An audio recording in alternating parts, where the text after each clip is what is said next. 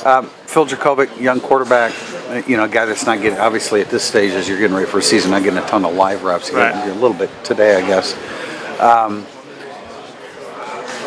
He's got plenty of arm, doesn't he? Right. Yeah. No. Phil's done a great job of coming in.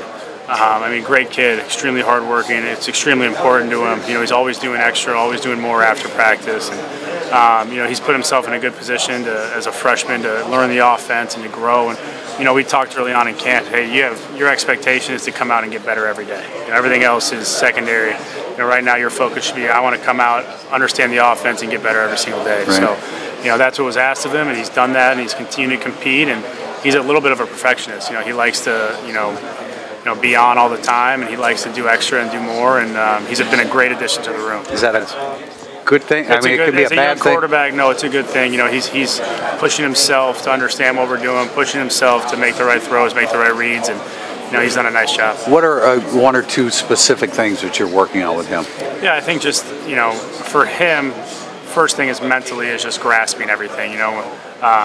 Consistently putting your eyes in the right spot and then reacting the correct way would be the first thing. And then next is just being able to deliver all different types of throws. The windows close faster now that you're out of high school. Right. It's understanding what kind of ball you need in certain situations and just continue to grow in terms of development as a passer. Are you guys concerned with release point? He slides down to the side a it's little bit. something that we'll continue to teach and work on, and understand that in certain throws you can't make, you're not going to be able to execute with that, but one thing is, with a quarterback that throws it well, is you don't ever want to really mess with his grip or too much of, the release point. You can change some things, lower body. You can change some things with his posture and getting the ball up. But, right. You don't want to create a quarterback to become too uncomfortable with how they're throwing. Is there a concern, and this is just my observation, if I'm wrong, tell me I'm wrong, but when he slides down, it's like a pitcher that slides down where you get late movement on a hitter. It looks like he gets late movement for his receiver. Yeah, one thing we talk about is just, staying on top of it and making sure that you can envision kind of a shelf, and we don't want to drop it below that shelf, and you'll have better control. You'll be able to throw the ball with different trajectory, and you'll be just a more accurate passer. How nice is it to have, and you don't